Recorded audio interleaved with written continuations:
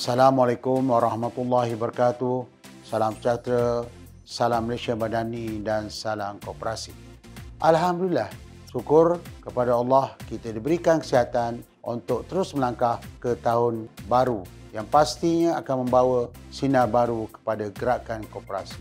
Tahun 2025 telah memberi peluang untuk kita memperkukuhkan peranan angkasa sebagai badan induk gerakan kooperasi Malaysia, serta memastikan setiap strategi yang dirangka benar-benar memberi manfaat kepada seluruh anggota kooperasi di negara ini.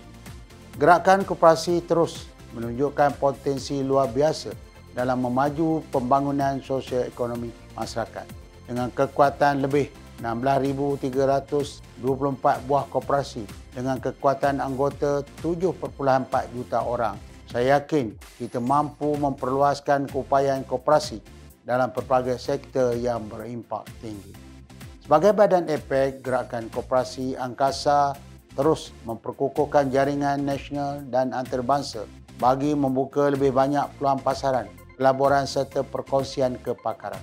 Pada masa yang sama, aspek pemerkasaan modal insan, inovasi, penggunaan teknologi digital dan pematuhan kepada prinsip alam sekitar serta agenda Matlamat Pembangunan Mampan (SDG) akan terus diberikan penekanan bagi memastikan kooperasi Malaysia kekal kompetitif dan mampan dalam jangka panjang.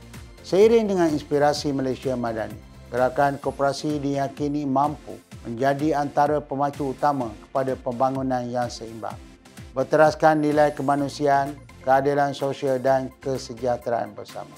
Kejayaan kooperasi bukan diukur semata-mata melalui keuntungan, tetapi melalui upaya meningkat kualiti hidup anggota dan masyarakat setempat.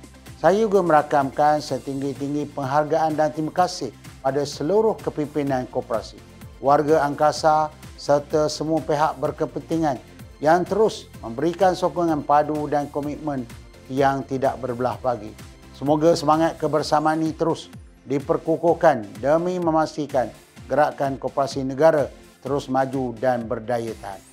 Semoga tahun baru ini membawa sinar harapan, semangat baru dan kesepakatan yang lebih utuh.